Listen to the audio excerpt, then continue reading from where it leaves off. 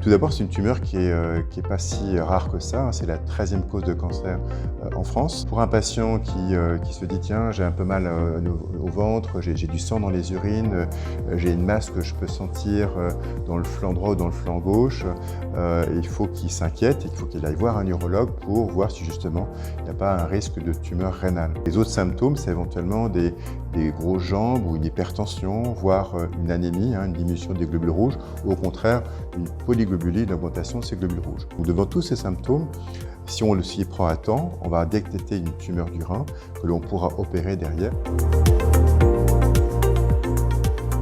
Ça touche plus souvent les hommes que les femmes, 2 hommes pour une femme. Souvent, l'âge de diagnostic du cancer du rein, c'est 60 ans. Le plus important, c'est le tabagisme. Si un sujet fume très tôt et pendant très longtemps, ça va majorer par 2 voire par 3 le risque de cancer du rein. Le deuxième facteur, c'est l'obésité. Donc faire du sport, éviter l'embonpoint. Le troisième facteur, c'est l'hypertension. Le quatrième facteur, c'est les patients qui ont des insuffisances rénales chroniques, voire des dialyses. Quand on a des dialyses répétées pendant 3 ans ou plus, eh bien, il y a un risque majoré de cancer du rein.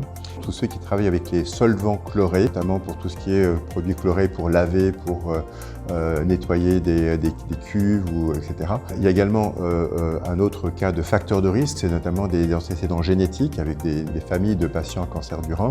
Souvent, il y a soit des gènes de prédisposition, les 2 principaux, c'est le gène VHL, notamment qui va donner la maladie de von Hippel-Lindau, également la maladie, donc le syndrome BHD. Si on a cette maladie héréditaire, il faut savoir qu'il faut un suivi régulier. On a l'ensemble des traitements chirurgicaux, traitements focaux et traitements médicaux aujourd'hui à nos dispositions à l'hôpital européen Georges Pompidou.